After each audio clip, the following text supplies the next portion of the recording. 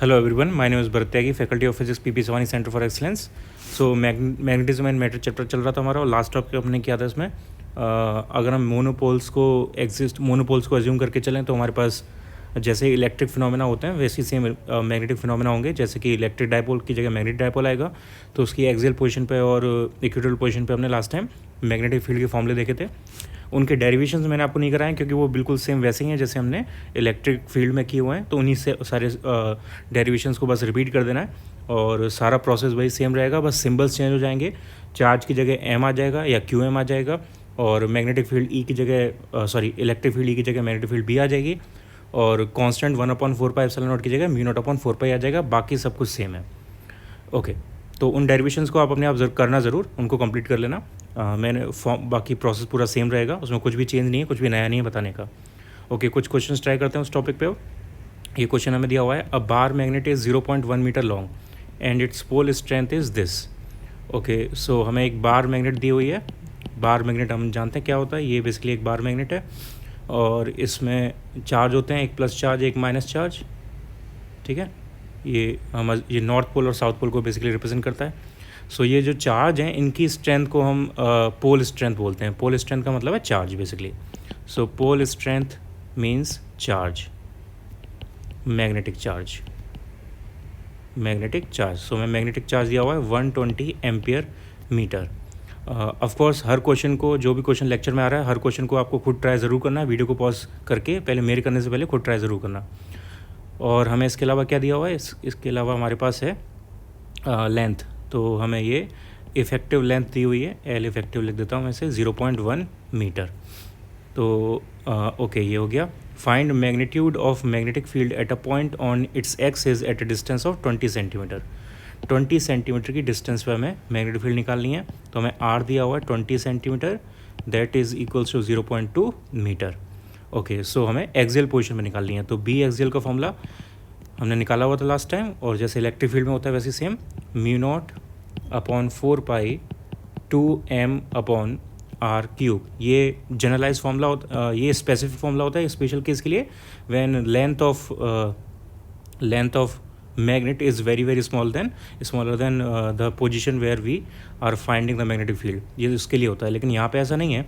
यहाँ पे लेंथ हमें 0.1 मीटर दी हुई है और डिस्टेंस 0.2 मीटर दी हुई है, यानी दोनों कंपेरेबल हैं, बहुत ज़्यादा डिफरेंस नहीं है. इसका मतलब हमें जो जनरलाइज फार्मूला है वो लगाना पड़ेगा. यहाँ पे जनरलाइज फार्मूला हमारा सॉल्व करके आता था, B axial equals to μ0/4π into 2m/r divided by r² minus l² to the power 2.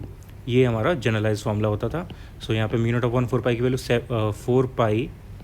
4π into 10⁻⁻7, 2 into M की वैल्यू 120 और आर की वैल्यू है 0.2 डिवाइडेड बाय r² यानी 0.2 का स्क्वायर 0.04 माइनस l² 0.1 का स्क्वायर यानी 0.01 स्क्वायर. इसको सॉल्व करना है, इसको सॉल्व करके आंसर निकालना, मैच करना. मैं आंसर यहाँ पे लिख दे रहा हूँ, ये खुद मैच करना है आपको. आंसर आएगा इसका 3.4 इंटू 10⁻⁻5 टेस्ला. इसको मैच करना, आंसर सेम आ रहा है या नहीं, आगे खुद करना है, ये होमवर्क है इसके बाद. ओके नेक्स्ट क्वेश्चन में गिवन है हमें, a short magnetic dipole when placed at origin with its dipole movement oriented along x axis. Okay तो इसका मतलब हमारे पास एक मैग्नेट है सिंपल, जिसका mid point dipole when placed at origin, हाँ ठीक है, इसका मिड पॉइंट ऑरिजिन पर है और इसके एक्स एक्सिस में यानी एक्सियल एक्सिस में मैग्नेटिक मूवमेंट है प्लेस्ड एट ऑरिजिन. ओके तो ये -m + m ऐसे रहा होगा. और हमें a,0 पर मैग्नेटिक फील्ड दी हुई है b. a,0 पॉइंट पर मैग्नेटिक फील्ड दी हुई है b.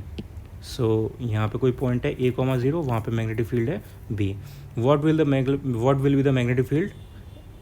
Will be the magnetic field at the above point if another identical magnet is also placed at the origin with its dipole oriented along y axis. Okay so यहाँ पे बोला है कि अगर हम एक और मैग्नेट ले लें यहाँ पे और इसको हम y एक्सिस के अलोंग लगा दें ऐसे इसके परपेंडिकुलर, तो इस केस में मैग्नेटिक फील्ड उसी सेम पॉइंट पर क्या निकलेगी, ये हमें फाइंड आउट करना है. सो इसका डायग्राम कुछ ऐसे हो जाएगा. यहाँ पे y एक्सिस में हमने लगाया तो ये -m + m ऐसे हो गया. तो इसका जो डायपोल मूवमेंट की डायरेक्शन है दोनों के लिए, उसको मैं थोड़ा सिंप्लीफाई करके लिख देता हूँ, बना देता हूँ इसे. सो ये सपोज़ 1 मैग्नेट है, ये 2 मैग्नेट है, तो 1 के लिए मैग्नेटिक डायपोल मोमेंट m1 इधर हो जाएगा और 2 के लिए मैग्नेटिक डायपोल मोमेंट m2 इधर हो जाएगा. और जो पॉइंट हमारा वो यहाँ पर है a,0 पर. सो एक के लिए ये एक्सियल पोजीशन आ रही है और दूसरे के लिए ये इक्वेटोरियल पोजीशन आ रही है. तो एक्सियल पोजीशन के लिए मैग्नेटिक फील्ड का फॉर्मूला आएगा μ0/4π into 2m divide by R cube यानी ए क्यूब. ये हमारे पास पहले वाले के लिए फॉर्मूला आ जाएगा. और इसकी डायरेक्शन किधर होगी? एक्सियल पोजीशन पर मैग्नेटिक फील्ड की डायरेक्शन मैग्नेटिक मूवमेंट की डायरेक्शन में होती है, यानी ये एक्स एक्सिस में होगा. तो यहाँ पे वेक्टर में आई कैप लगा देते हैं, ये आई कैप आएगा. करेक्ट. दूसरा m2 पर ये इक्वेटोरियल पोजीशन है, तो इक्वेटोरियल पोजीशन के लिए फॉर्मूला होता है b2 vector equals to μ0/4π into m divide by R cube यानी m divide by A cube. So m divide by A cube हो गया. और डायरेक्शन देखते हैं. अब इक्वेटोरियल पोजीशन के लिए जो डायरेक्शन आती है मैग्नेटिक फील्ड की, जैसे इलेक्ट्रिक फील्ड में होता है वैसे ही opposite to the magnetic dipole movement होता है. सो ये अपोजिट आएगी, यानी ये एक्स है तो ये वाई होना चाहिए और ये नेगेटिव वाई यानी माइनस जे एक्सिस, तो ये माइनस जे एक्सिस आ जाएगा इक्वेशन नंबर 2. सो ऑब्वियसली हम यहाँ से नेट मैग्नेटिक फील्ड निकाल सकते हैं. एक्स और वाई आ रहा है तो ये आ जाएगा √b1² प्लस b2². यहाँ से सॉल्व कर लेना, इसका आंसर निकालना. मेन आंसर क्या आ रहा है मैं डायरेक्ट आंसर लिख देता हूँ और फिर उसको वेक्टर फॉर्म में भी लिखना है. सो यहाँ पे मेन आंसर आएगा जो आपको प्रूव करना है μ0m√5 divide by 4π A cube. ये आंसर मैच करना है. और अगर वेक्टर फॉर्म में लिखोगे तो सिंपली आंसर आएगा B vector net equals to μ0(2m/4π A cube. ये यहाँ से ये इतना कॉमन ले लेते हैं, 2 हटा के ये इतना कॉमन ले लेते हैं, तो अंदर बचेगा 2i कैप माइनस जे कैप. ये हमारा वेक्टर फॉर्म में आंसर आ जाएगा. सो वेक्टर फॉर्म में मैंने लिख दिया है और इसका जो मैग्नीट्यूड है बस इसको सॉल्व करके निकालना है यहाँ पे, तो वो मैच करना, ये आंसर आना चाहिए.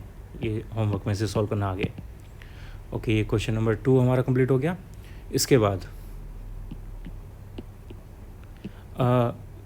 ये मैं पहले ही डिस्कस कर चुका हूँ that a bar magnet is similar to as an equivalent solenoid. जो बार मैग्नेट है वो सोलेनॉइड की तरह बिहेव करती है. तो बार मैग्नेट और सोलेनॉइड को हम सेम चीज़ लेके उसके लिए फॉर्मूले बना सकते हैं. सो अगर हमें सोलेनॉइड दिया हुआ है तो वहाँ पे हम उसको बार मैग्नेट की तरह कर देंगे और फॉर्मूले सारे हमारे एक्सियल और इक्वेटोरियल की तरह आ जाएंगे. मैग्नेटिक फील्ड हम वहाँ पे निकाल सकते हैं इसलिए ऐसे ही. सो इसमें जो करंट लूप है, current loop which is basically a solenoid behaves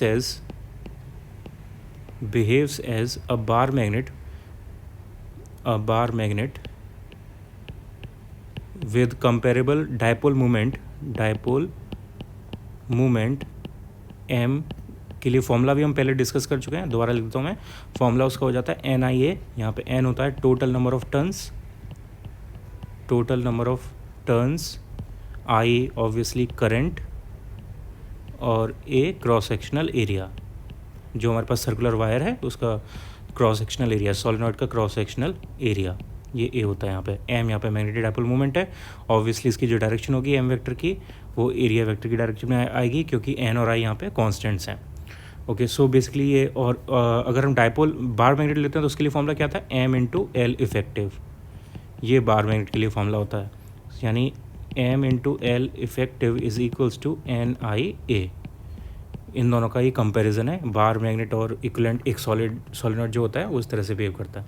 अब जो फॉर्मूले होंगे एक्सियल पर इक्वेटोरियल पर वो बाकी सारे सेम वैसे आएंगे जैसे हमने ऑलरेडी निकाले हुए हैं, तो उनको दोबारा लिखने की ज़रूरत नहीं है, सेम वही सब आ जाएगा यहाँ पे. ओके, इस पर क्वेश्चन ट्राई करते हैं. क्वेश्चन दिया हुआ है मैं, what is the magnetic field produced by circulating proton on the axis of the loop at a distance of 1 angstrom from its centre. Okay, the magnetic dipole movement due to circulating proton is this. So हमें question में magnetic dipole movement दिया हुआ है यानी capital M दिया हुआ है, तो पहले हम कैपिटल M को अलग से लिख देते हैं. और हाँ, एक और चीज़, यहाँ पे जो मैग्नेटिक डायपोल मूवमेंट है वो NIE के बराबर आ रहा है. तो यहाँ पे आप ये भी क्वेश्चन कर सकते हो, वैसे मैं पहले बता चुका हूँ कि जो मैग्नेटिक चार्ज है ये जो है पोल स्ट्रेंथ, ये किसके कंपेरेबल है, तो ये भी मैंने पहले बताया हुआ था. मैग्नेटिक चार्ज या pole strength is comparable to current element. ये करंट एलिमेंट के कंपेरेबल होती है, ये हम पिछले चैप्टर में भी डिस्कस कर चुके हैं, आइडियल वेक्टर के कंपेरेबल होती है। सो आइडियल वेक्टर के बराबर आती है ये, या I into L simply without differentiation बोल सकते हैं। तो इन दोनों का एक कंपैरिजन है, मैग्नेटिक चार्ज का और मैग्नेटिक डाइपोल मोमेंट का, दोनों को बता दिया मैंने। अब इस क्वेश्चन को ट्राई करते हैं। क्वेश्चन में दिया हुआ है मैं ये मैग्नेटिक डाइपोल मोमेंट दिया हुआ है। पहले मैग्नेटिक डाइपोल मोमेंट लिखते हैं। सो ये कैपिटल एम की वैल्यू दी हुई है 1.4 into 10⁻⁻26 ampere metre square. Magnetic dipole है हमारे पास, मैग्नेटिक डाइपोल मोमेंट है हमारे पास। और इसके अलावा मैं दिया हुआ है क्या, डिस्टेंस, किस डिस्टेंस पे निकालना है, मैं 1 एंगस्ट्रॉम की डिस्टेंस पे निकालना है। तो 1 एंगस्ट्रॉम की डिस्टेंस दी हुई है विच इज़ 10⁻⁻10 मीटर। और हमें एक्सियल पोजीशन में निकालना है। सर्कुलेटिंग प्रोटॉन है तो उसकी हमें axial position on the axis of the loop निकालना है, यानी एक्सियल पोजीशन में निकालना है। एक्सियल पोजीशन है। सो एक्सियल पोजीशन के लिए फॉर्मूला हम ऑलरेडी जानते हैं क्या होता है, B axial equals to μ0/4π into 2m divided by R cube. अब हमें m क्वेश्चन में दिया हुआ है, r क्वेश्चन में दिया हुआ है, μ0 की वैल्यू हम ऑलरेडी जानते हैं। इसको सॉल्व करो और इसका आंसर निकालना सॉल्व करके। मैं डायरेक्ट आंसर लिख देता हूँ, उसको मैच करना आप। तो इसको सॉल्व करके पूरा आंसर निकालना, बस वैल्यू लगानी है, सॉल्व करना है। आंसर इसका आएगा 2.8 इंटू 10⁻³ टेस्ला। ये इसका आंसर आना चाहिए। इसे मैच करो आंसर को, ये क्वेश्चन हो जाएगा। नेक्स्ट क्वेश्चन, ये हमें एक बार मैग्नेट दी हुई है जिसका मैग्नेटिक पोल स्ट्रेंथ m और -m है।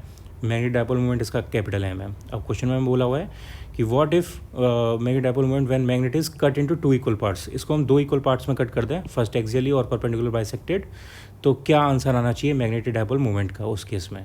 ओके, एक एक करके इसे कट करते हैं। तो उसके लिए एक कंसेप्ट आपको पहले पता होना चाहिए, दैट इज़ कि जो ये लेंथ है इसको हम एल इफेक्टिव लेंथ बोलते हैं ऑब्वियसली। इसको सपोज मैं कैपिटल एल एज्यूम कर लेता हूँ और ये क्रॉस सेक्शनल एरिया को मैं ए एज्यूम कर लेता हूँ। सो जो मैग्नेटिक चार्ज होता है वो ये क्रॉस सेक्शनल एरिया के प्रोपोर्शनल होता है। तो जितना ज़्यादा ये क्रॉस सेक्शनल एरिया होगा उतना ज़्यादा हमारे पास मैग्नेटिक चार्ज या पोल स्ट्रेंथ होगी। सो इसके डिवीजन के साथ साथ हमारा चार्ज जो है वो डिवाइड होने लगता है। ओके, सो जब हम इसे एक्सियली डिवाइड करेंगे तो एक्सियल डिवाइड करने का मतलब इस लाइन के अबाउट हमें डिवाइड करना पड़ेगा, इसे कट करना पड़ेगा। सो पहले केस में जो हमारे पास एक डाइपोल बनेगा वो इस टाइप, एक मैग्नेट बनेगा वो इस टाइप का होगा। इसका एरिया a/2 हो जाएगा और लेंथ इसकी l ही रहेगी। तो मैग्नेटिक डाइपोल मोमेंट m हमें क्वेश्चन में दिया हुआ है, तो यहाँ पे ये इक्वल होगा m इंटू कैपिटल L के, और यहाँ पे मैग्नेटिक डाइपोल मोमेंट हम निकालेंगे वो m' आएगा सपोज, वो इक्वल होना चाहिए। अब क्योंकि यहाँ पे एरिया हाफ हो गया है और magnetic charge is proportional to area, so magnetic charge भी हाफ हो जाएगा, m' equals to m/2 because a' equals to a/2। So यहाँ पे चार्ज की जगह आ जाएगा m/2 और लेंथ अभी भी सेम है, l बनी हुई है। अब यहाँ पे m into L capital M के बराबर है, सो m' हमारे पास आ गया m/2, यानी कट करने के बाद एक पीस का मैग्नेटिक डाइपोल मोमेंट आएगा हाफ, ओरिजिनल का हाफ में कट के हाफ आएगा। अगर 1/3 में कट करेंगे तो 1/3 आएगा। और अगर दोनों हम दो को कट करके दोनों को फिर साथ में मिला के रख देते हैं सेम वैसी पोलरिटी में, तो वो दोनों फिर से ऐड हो जाएंगे और m/2 प्लस m/2 m आ जाएगा। और अगर हम अपोजिट करके रख देते हैं तो m/2 माइनस m/2 हो जाएगा और वो न्यूट्रल हो जाएगा। ओके, सो वो डायरेक्शन, वेक्टर डायरेक्शन का खेल है बेसिकली, वेक्टर्स की तरह में ऐड करना है उसे। तो एक्सियल के केस में ये आंसर आएगा, ये फर्स्ट केस का आंसर है। नाउ इन सेकेंड केस हम इसको परपेंडिकुलर बाइसेक्टर से कट करेंगे, यानी इस डायरेक्शन से कट करेंगे, तो हमारे पास एक सेक्शन जो बनेगा वो ऐसा बनेगा। इसका एरिया ए ही रहेगा, बट यहाँ पे एल इफेक्टिव अब यहाँ पे हो जाएगा l/2। सो यहाँ पे जो मैग्नेटिक मूवमेंट है, सपोज वो m" है, तो उसका वैल्यू आएगी, क्योंकि एरिया सेम है तो चार्ज सेम रहेगा, तो उसकी जगह m ही आएगा, लेंथ यहाँ पे हाफ हो जाएगी, तो यहाँ पे फिर से m/2 आ जाएगा, यानी दूसरे केस में भी आंसर m/2 आएगा। तो कैसे भी डिवाइड करो, m/2 आंसर आ रहा है। और अगर इससे हम हाफ में डिवाइड करके 1/3 या कोई और रेशियो में डिवाइड करेंगे तो उसके अकॉर्डिंग आंसर भी लेंथ और चार्ज की वजह से चेंज हो जाएगा। तो इसीलिए आप निकाल सकते हो कट करके क्या आंसर आना चाहिए। ओके, तो आई थिंक ये कंसेप्ट समझ में आ गया होगा। नेक्स्ट, इसके बाद देखते हैं नेक्स्ट क्वेश्चन हमें दिया हुआ है, a magnetic needle possesses a dipole moment m. It is now bent at the middle to form L shape. What will be the effective dipole moment of this L shape? Okay, तो हमारे पास एक magnet थी, suppose ये magnet है, मैं इसको थोड़ा thin बना देता हूँ ताकि डायग्राम में इजी रहे। ये मैग्नेट थी हमारे पास, या थोड़ा सा थिकनेस ले लेते हैं इसका। ये मैग्नेट थी, सपोज L लेंथ है इस मैग्नेट की, L लेंथ। ओके, यहाँ पे 2 बार L आ रहा है, ये L शेप आ रहा है और ये L, तो मैं इसको L को स्मॉल l लिख देता हूँ ताकि कोई कन्फ्यूजन ना रहे। और इसका मैग्नेटिक मोमेंट था m। ओके, अब इसको हमने एल शेप में बेंड कर दिया है मिड पॉइंट से, तो ये कुछ इस टाइप का बन जाएगा। अब एल शेप में बेंड करने के बाद ये कुछ इस टाइप का हो जाएगा। तो यहाँ पे लेंथ हो जाएगी हाफ ऑफ, यानी L/2। अब क्योंकि लेंथ हाफ हो गई है तो मैग्नेटिक मूवमेंट भी हाफ हो जाएगा, तो यहाँ पे इसका मैग्नेटिक मूवमेंट M/2 हो जाएगा, इसका भी M/2 हो जाएगा। क्योंकि अभी लास्ट क्वेश्चन जो किया था हमने, लेंथ को अगर हाफ कर देते तो मैग्नेटिक मूवमेंट हाफ हो जाएगा, उन्होंने देखा था लास्ट क्वेश्चन में, वैसे ही सेम। ओके, सो यहाँ पे डायरेक्शंस अज्यूम करते हैं हम, डायरेक्शन अज्यूम करते हैं। सपोज़ ये -m था, ये +m था, और हमने यहाँ से ब्रेक किया तो ये वाला हिस्सा यहाँ पर ऊपर आ जाएगा, तो नीचे आएगा +m। ये पहला मैग्नेट हो गया। दूसरे मैग्नेट के लिए +m दोबारा बन जाएगा इधर, और इधर आ जाएगा हमारा दोबारा -m। ओके, तो हमारे पास 2 मैग्नेटिक डायपोल आ जाएंगे ऐसे। ओके, इसके बाद नॉर्थ साउथ नॉर्थ। ओके, ना यहाँ पे -m आएगा और इधर +m आएगा। जैसे थी ओरिजिनल मैग्नेट वैसे ही कट होगा वो एग्जैक्टली। ओके, सो इसके बाद एक और तरीका, आप उसमें अगर कन्फ्यूज हो रहे हो कि प्लस आना चाहिए कट करने के बाद या माइनस आना चाहिए कहाँ पर, जैसे मैंने यहाँ पे माइनस लिखा है, पहले प्लस लिखा था, अगर इसमें कन्फ्यूजन है तो ऐसे याद रखो कि जब हम दोबारा उन मैग्नेट्स को मिलाएंगे तो वो न्यूट्रल हो जाना चाहिए। तो अगर मैं यहाँ पे -m लिखूँगा तो +m ये और ये -m मिलकर न्यूट्रल हो जाएगा, लेकिन अगर मैं प्लस लिखता तो न्यूट्रल नहीं होता। तो ऐसे भी याद रख सकते हो इसे। ओके, तो ये आ गया। अब यहाँ पे मैग्नेटिक मूवमेंट की डायरेक्शन किधर होगी, ऊपर वाली मैग्नेट के लिए नीचे की तरफ होगी और इसके लिए इस डायरेक्शन में होगी। तो हमारे पास M/2 एक इधर आ गया और M/2 एक इधर आ गया, दोनों 90 डिग्री पर हैं। तो M इफेक्टिव क्या आएगा, या M net √m/2 square plus m/2 because दोनों 90 डिग्री पर हैं और दोनों वेक्टर क्वांटिटीज़ हैं। तो दो 90 डिग्री पर वेक्टर क्वांटिटीज़ का सम ऑब्वियसली हम ऐसे निकालेंगे। सो यहाँ पे इन दोनों को सॉल्व करके हमारे पास नेट आंसर आ जाएगा M इफेक्टिव का, M effective equals to m/2 √2, यानी m/2। ये हमारे पास नेट इफेक्टिव मैग्नेटिक मूवमेंट आ जाएगा for this L shape section, जबकि ओरिजिनल क्या था m। तो मैग्नेटिक मूवमेंट क्या हो गया, डिक्रीज़ हुआ, इंक्रीज़ हुआ, ये डिक्रीज़ हो गया ऐसा शेप चेंज करने की वजह से। ओके, नेक्स्ट क्वेश्चन है, a thin magnetic needle is bent in form of semi circle, what will be the percentage change in equivalent dipole moment. Okay, तो हमारे पास यहाँ पे ओरिजिनल एक थिन मैग्नेटिक नीडल थी। सपोज़ ये मैग्नेटिक नीडल है, thin है इसलिए मैं कोई थिकनेस नहीं बना रहा इसकी। सपोज़ इसकी लेंथ है L और इसका मैग्नेटिक मूवमेंट है M, ये मैंने अज्यूम कर लिया है, क्वेश्चन में दिया नहीं हुआ है। अब इसको हमने एक सेमी सर्कल में बेंड कर दिया, तो सेमी सर्कल बना दिया हमने इससे, ये सेमी सर्कल बन गया। तो सेमी सर्कल की सपोज़ अगर रेडियस r है तो ये टोटल जो लेंथ होगी इसकी, डिस्टेंस पेरीमीटर होगी, वो πr हो जाएगी क्योंकि हाफ सर्कल है, और ये डिस्टेंस होगी 2r डायमीटर इसकी। तो यहाँ पे -m सपोज़, यहाँ पे +m, तो इधर -m इधर +m। सो यहाँ पे जो L इफेक्टिव है अब वो 2r के बराबर हो जाएगा, क्योंकि L इफेक्टिव जो होता है मैं पहले बता चुका हूँ, चार्जेस के बीच की या पोल्स के बीच की मिनिमम डिस्टेंस होती है, डिस्प्लेसमेंट होता है। सो यहाँ पे नया वाला L इफेक्टिव आ जाएगा नई मैग्नेट के लिए 2r, ठीक है। तो नया वाला जो मैग्नेटिक मूवमेंट आएगा वो आएगा m/2r। अब r और l का रिलेशन हम निकाल सकते हैं। ये जो लेंथ है πr वो l के इक्वल होनी चाहिए, क्योंकि इस वायर को बेंड करके ये बनाया हुआ है। तो यहाँ से r इक्वल्स टू आ जाएगा L/π, r इक्वल्स टू आ जाएगा यहाँ से L/π, और हमारे पास हो जाएगा m' इक्वल्स टू m/2L/π, ठीक है, ये m' आ गया। ओके, अब हमें परसेंटेज चेंज निकालना है। तो परसेंटेज चेंज के लिए ऑब्वियसली सिंपल सा हम फॉर्मूला लगा देंगे परसेंटेज चेंज का, और आंसर आ जाएगा। वो फॉर्मूला होगा चेंज अपॉन ओरिजिनल इंटू 100। बस यहाँ पे वैल्यूज़ लगानी है, वैल्यूज़ लगा के सॉल्व कर लेना। m कॉमन आ जाएगा, अंदर बचेगा 2L/π माइनस L, सॉरी ये स्मॉल m है, सॉरी स्मॉल m, तो यहाँ से स्मॉल m कॉमन आएगा, अंदर ये बचा into 100 divide by m।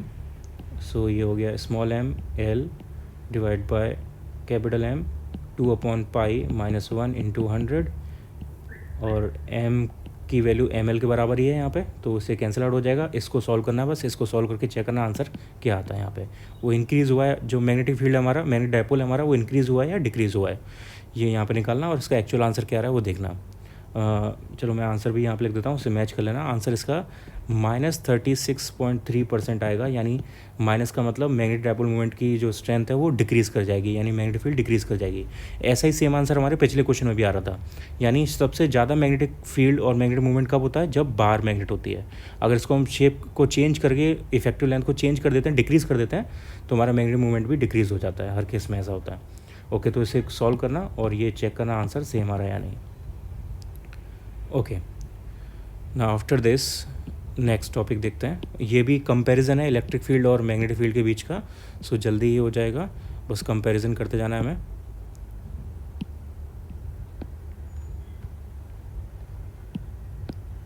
Okay, next topic is torque on magnetic dipole in uniform magnetic field, in uniform magnetic field. Okay, तो याद करो ऐसा ही सेम टॉपिक हमने इलेक्ट्रिक फील्ड में ही पढ़ा हुआ है, उसका नाम था torque on electric dipole in uniform electric field. तो बिल्कुल सेम वही टॉपिक है और डायग्राम भी बिल्कुल सेम वैसे ही रहेगा। एक हमारे पास यूनिफॉर्म मैग्नेटिक फील्ड होगी, ये यूनिफॉर्म मैग्नेटिक फील्ड है, और इसके अंदर एक डायपोल रखा होगा। इलेक्ट्रिक केस में इलेक्ट्रिक डायपोल होता है, यहाँ पे मैग्नेटिक डायपोल होगा, यानी एक बार मैग्नेट बेसिकली। ये नॉर्थ पोल है सपोज, ये साउथ पोल है, यानी ये M और ये -M। सो ये मैग्नेटिक फील्ड, अब मैग्नेटिक फील्ड पॉजिटिव चार्ज पे सेम डायरेक्शन ऑफ फोर्स लगाती है, and that force is m और नेगेटिव पर अपोजिट डायरेक्शन में, तो ये MB नेगेटिव अपोजिट डायरेक्शन में। तो ऐसे फोर्स लगेंगे। अब इन फोर्सेस की वजह से यहाँ पे टॉर्क जनरेट होगा, और टॉर्क के लिए हम यहाँ से ये एंगल लेना पड़ेगा हमें मैग्नेटिक डायपोल मूवमेंट और फील्ड के बीच का। तो मैग्नेटिक डायपोल मूवमेंट यहाँ पे माइनस से प्लस की तरफ ये होगा, ये M की डायरेक्शन है, और ये B की डायरेक्शन है। ये एंगल सपोज हमने ले लिया थीटा, ये वाला एंगल भी होगा थीटा, और ये लेंथ है सपोज L, लेंथ है सपोज L, या 2L ले सकते हो, जैसे भी मर्जी हो। ओके, सो यहाँ पे टॉर्क का फॉर्मूला क्या होता है, टॉर्क का फॉर्मूला होता है F या F distance, FD sine theta basically. तो यहाँ पे F की जगह तो F ही है, या M भी लिख देंगे अभी, और D की जगह यहाँ पे L है, और साइन थीटा की जगह साइन थीटा, थीटा की जगह थीटा है। यहाँ पे थीटा जो एंगल होता है वो F और D के बीच का एंगल होता है। यहाँ पे भी F किधर है, F है F ये और D ये, तो यहाँ पे ये एंगल जो है वो थीटा ही है, तो साइन थीटा की जगह साइन थीटा आ जाएगा, यानी FL साइन थीटा हो गया। अब F का मतलब है small m/b into L sine theta, और m इंटू L बराबर होता है कैपिटल M के, तो टाउ इक्वल्स टू आ गया कैपिटल M/b साइन थीटा। अब इसको वेक्टर फॉर्म में लिखेंगे तो tau vector equals to M vector cross B vector. अब याद करो ऐसे ही सेम फॉर्मूला हमारे पास इलेक्ट्रिक फील्ड में आ रहा था, tau vector equals to P vector cross E vector या PE साइन थीटा, तो बिल्कुल सेम है उसके कंपेरिजन में। ओके, अगर हम इसको करंट लूप के लिए लिखें तो फॉर्मूला हो जाएगा NIA, M की जगह आ जाएगा NIA, M इक्वल्स टू होता है NIA, और ये B और साइन थीटा, ये हमारे पास करंट एलिमेंट के लिए फॉर्मूला आ जाएगा। तो ये फॉर्मूले हैं टॉर्क के इस केस में, मैग्नेटिक फील्ड के केस में, और ये हमारे पास आंसर आ जाएंगे यहाँ से। ओके, तो टॉर्क जैसे हमने इलेक्ट्रिक फील्ड में निकाला था वैसे यहाँ पे निकाला है। इसके कुछ स्पेशल केस देखते हैं। Some special case. फर्स्ट, अगर थीटा 0 हो, यानी मैग्नेटिक डायपोल मूवमेंट इधर है और मैग्नेटिक फील्ड भी इस डायरेक्शन में है, तो थीटा बनेगा यहाँ पे 0 डिग्री, और थीटा 0 डिग्री के केस में टाउ होगा 0, टाउ आएगा, टॉर्क होगा 0। तो टॉर्क 0 इसका मतलब ये इक्विलिब्रियम है, और अगर इसे हम चेंज करेंगे तो ये वापस इसी पोजीशन पे आने की कोशिश करेगा, यानी ये स्टेबल इक्विलिब्रियम है। So this is the case for stable equilibrium. याद रखना इसे, स्टेबल इक्विलिब्रियम में पहले भी पिछले चैप्टर में समझा चुका हूँ, तो दोबारा नहीं बता रहा मैं। और इस पर्टिकुलर केस में स्टेबल इक्विलिब्रियम किस एंगल पर आ रहा है वो याद रखना है। ओके, स्पेशल केस में फर्स्ट ये हो गया। सेकंड, अगर हम अपोजिट डायरेक्शन में लें मैग्नेट को, यानी मैग्नेटिक फील्ड इधर है और मैग्नेटिक डायपोल मूवमेंट की डायरेक्शन इधर है, सो यहाँ पे थीटा हो जाएगा 180 डिग्री। तो इस केस में भी टॉर्क जो होगा वो 0 होगा, क्योंकि साइन 180 इज ऑल्सो 0। बट अगर इसे हम थोड़ा सा भी टिल्ट करते हैं तो ये वापस से घूम के इस पोजीशन में 0 डिग्री की पोजीशन में आ जाएगा, यानी ये अनस्टेबल है। तो ये केस है अनस्टेबल इक्विलिब्रियम का, यानी 180 डिग्री पर होता है हमारे पास अनस्टेबल इक्विलिब्रियम। हर टॉपिक में कोई भी चैप्टर हो, अनस्टेबल और स्टेबल का फंडा सेम होता है, तो अगर आप वो बेसिक कंसेप्ट समझते हो तो कहीं पर भी ये चीज़ लगा सकते हो, याद करने के बजाय वो कई गुना बेटर है। ओके, थर्ड केस, सपोज हमने ले लिया 90 डिग्री पर, तो 90 डिग्री पर जो होगा यानी मैग्नेटिक डायपोल मूवमेंट की डायरेक्शन इधर या नीचे की तरफ ले सकते हैं और मैग्नेटिक फील्ड इधर, तो थीटा यहाँ पे हो गया 90 degree.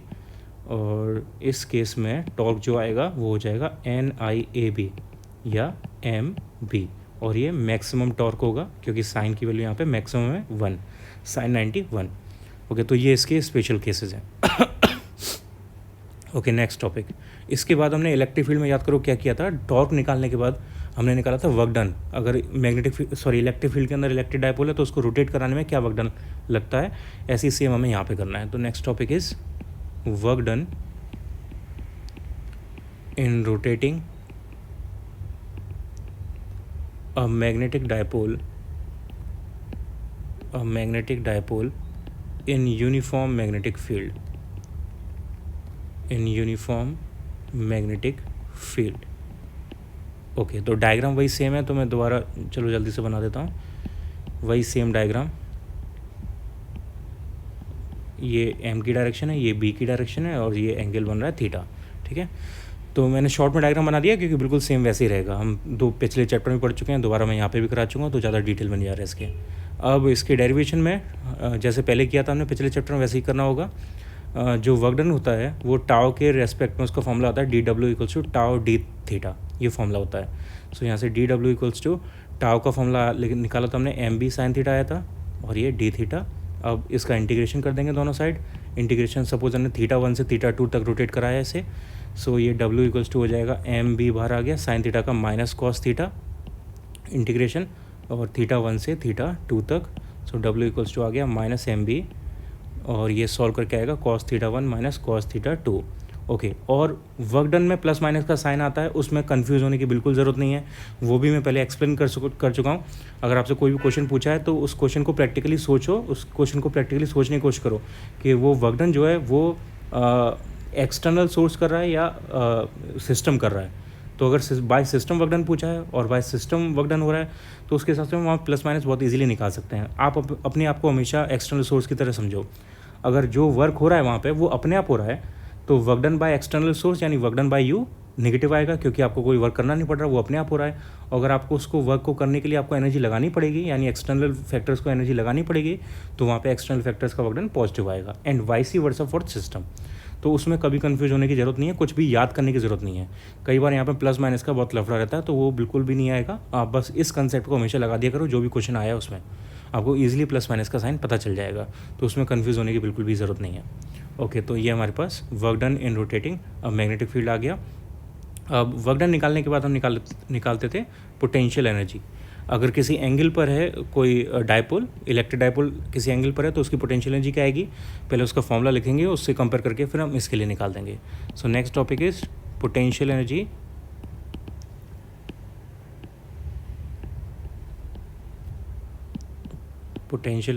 Of magnetic dipole in magnetic field.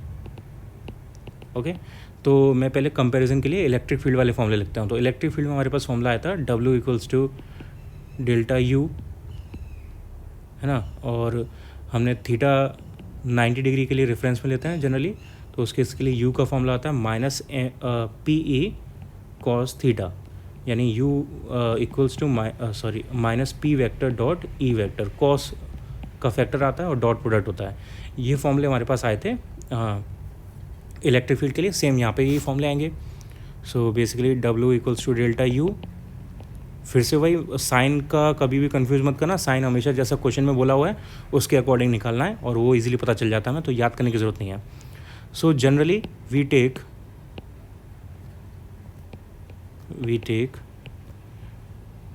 Theta equals to 90 degree यानी π/2 एज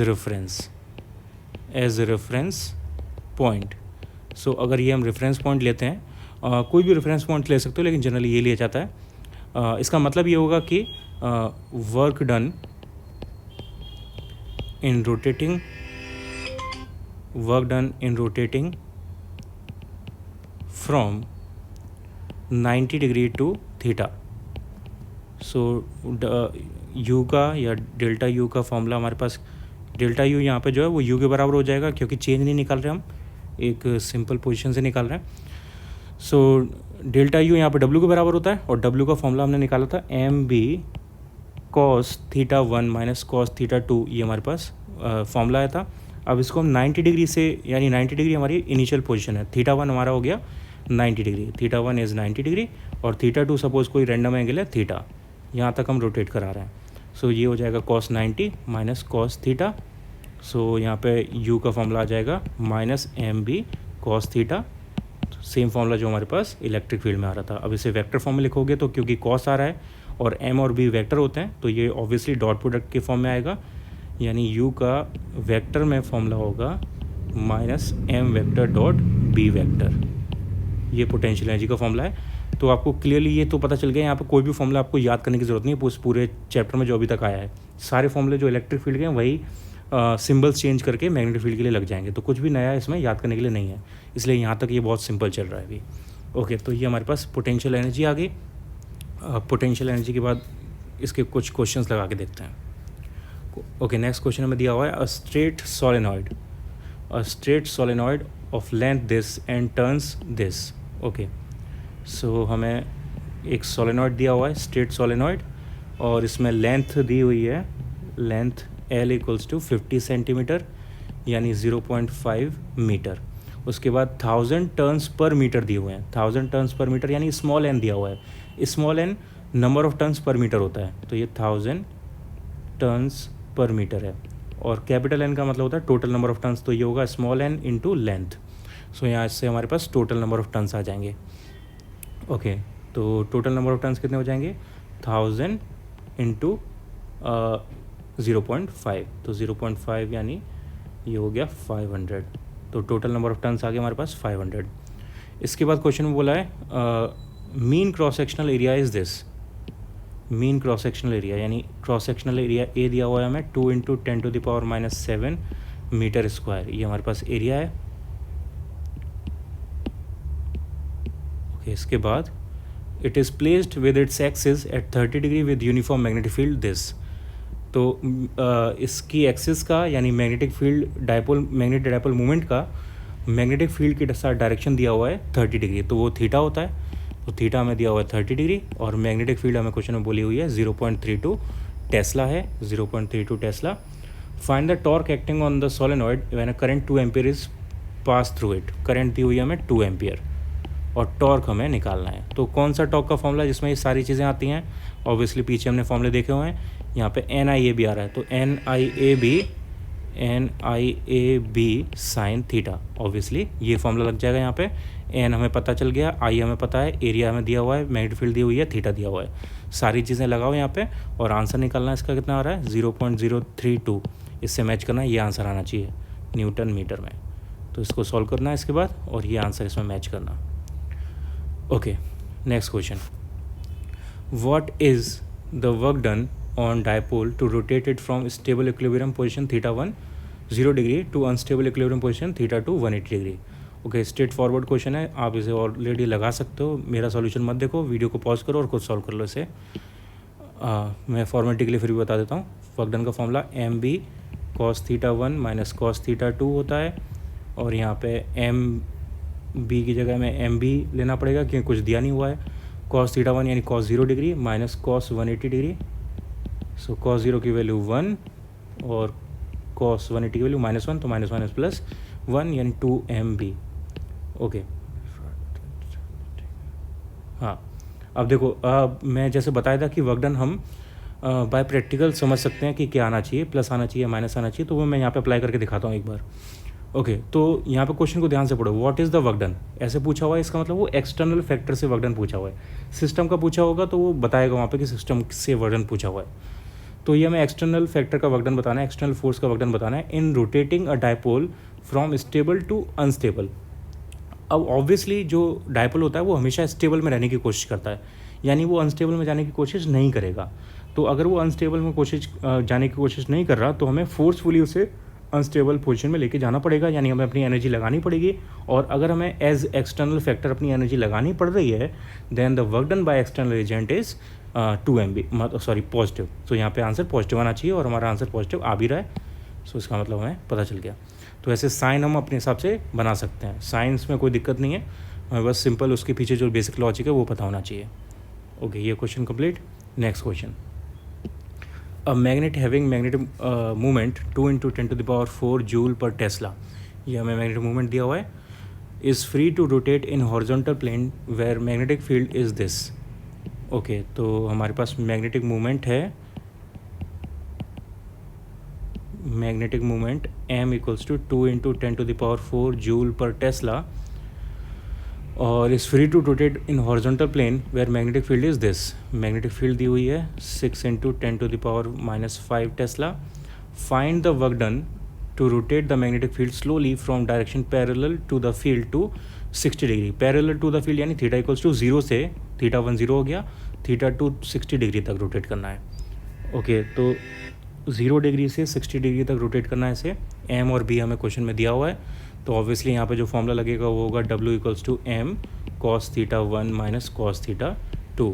तो यहाँ पे सारी वैल्यूज़ पता है, सबको लगाओ वैल्यूज़ को और सॉल्व करो इसे। मैं डायरेक्ट आंसर लिख देता हूँ, इसका क्या आना चाहिए उससे मैच करना है। इसका आंसर आएगा 0.6 जूल, 0.6 जूल, ये इसका आंसर आना चाहिए। इसको यहाँ पे प्रूव करो इसको सॉल्व करने के बाद। ओके।